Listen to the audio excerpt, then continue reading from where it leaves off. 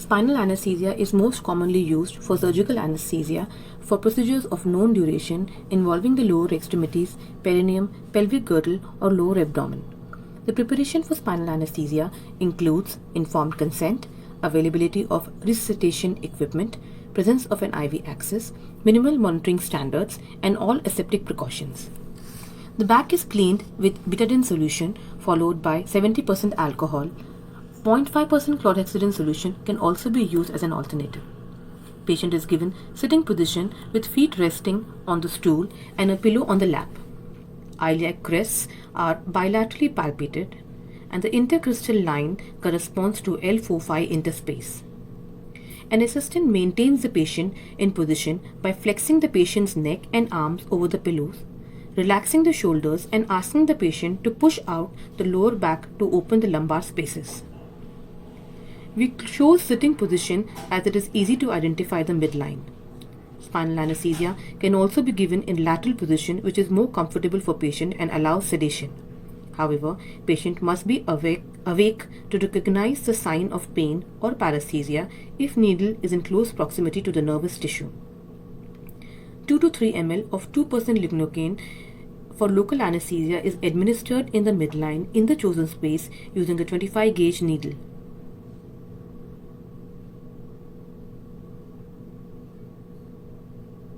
We leave the local anesthesia needle in the space as a marker for spinal needle. Back is then covered with sterile drapes, preferably one with a pre-existing circular cutout. Through the midline approach, we access the subarachnoid space between spinous processes, and in paramedian approach, we access the subarachnoid space through interlaminar space. We are using a 25 gauge Vitacare spinal needle with an 18 gauge introducer. The introducer needle is inserted at a slight Kefled angle of about 10 to 15 degrees through skin, subcutaneous tissue, supraspinous ligament up to the interspinous ligament. Introducer needle is stabilized with one hand, and with the other hand the spinal needle is introduced with bevel parallel to the midline. Spinal needle is advanced gradually till change in resistance is noted as a pop sensation as needle passes through the ligamentum flava and dura. Stellate is then removed and CSF appears at the hub.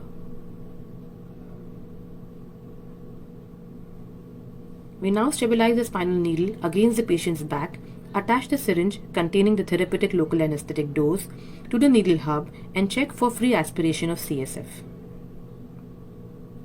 Drug is then injected at a rate of 0.2 ml per second.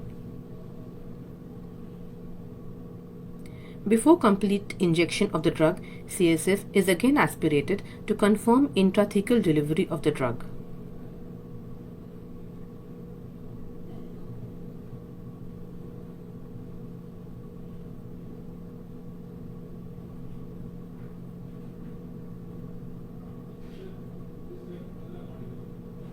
Once the drug is injected, the entire assembly of needle and syringe is withdrawn out as one unit.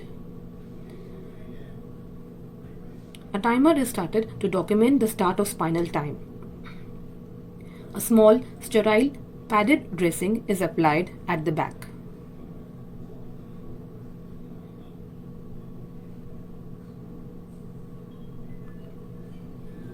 The patient is then made to lie down flat to assess the extent and quality of sensory and motor block along with monitoring of the vital parameters.